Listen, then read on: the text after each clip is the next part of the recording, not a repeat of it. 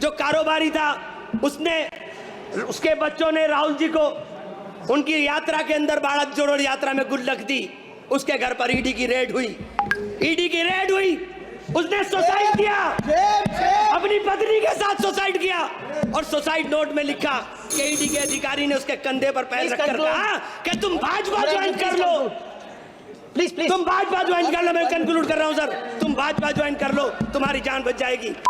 माहौल था, लेकिन उस वक्त भी अहिंसा की बात, प्रेम की बात और भारत के धर्मनिरपेक्ष स्वरूप की बात करने का काम संविधान सभा में हो रहा था।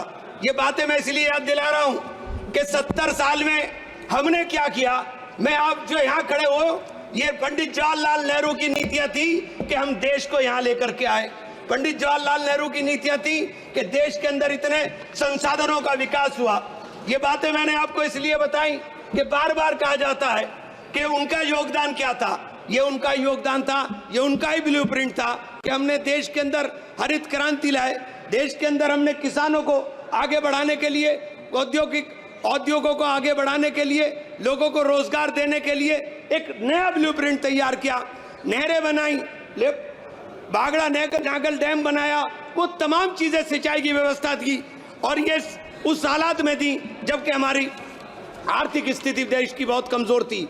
मान्यवर, इस संविधान को जब बनाया गया तो संविधान को प्रस्तुत करते हुए बाबा साहेब भीमराव अम्बेडकर ने कहा था कि ये एक सामाजिक परिवर्तन का माध्यम है। उनकी दृष्टि में केवल कानूनी दस्तावेज नहीं बल्कि एक नैतिक प्रतिज्ञा है जो में न्याय, समानता, स्वतंत्रता, बंधुत्व के सिद्धांत से जोड़ती है। आज इस पवित्र ग्रंथ के संरक्षक के रूप में हमें अपने इन आदर्शों के प्रति अपने संकल्प को दोहराना चाहिए। 26 नवंबर 1949 को संविधान सभा में अपनी अंतिम भाषण के अंदर जब उन्होंने इसको प्रस्तुत करते हुए कहा, यह कांग्रेस पार्टी का अनुशासन ही का परिणाम था कि प्रारूप समिति के प्रत्येक अनुच्छेद और संशोधन की नियति के प्रति आश्वस्त होकर उसे सभा में प्रस्तुत कर सकी। इसलिए इस सभा में प्रारूप संविधान के सुगमता के पारित हो जाने का सारा श्रेय कांग्रेस पार्टी को जाता है। हम लोग संविधान को बनाने वाले लोग हैं, हम संविधान को बनाने वाले, मानने वाले और संविधान को अपने सीने से लगाने वाले हैं। किसी के लिए एक किताब हो सकती है, लेकिन हमारे लिए तो एक पवित्र ग्रंथ है। इसी ग्रंथ के माध्यम से हमें देश के अंदर बराबरी का अधिकार मिला। मान्यवर 2 मिनट, इसी ग्रंथ के माध्यम से हमें अधिकार मिला। आज हमारे अधिकारों के ऊपर कुठाराघात हो रहा है। वक्फ के नाम पे हमारी संपत्ति छीनने की साजिश की जा रही है। आज हमें पूरे तरीके से जगदम्बिका पाल साहब ने हमारे माननीय नहीं अभी बैठो सुनो, सुनना भी रखो।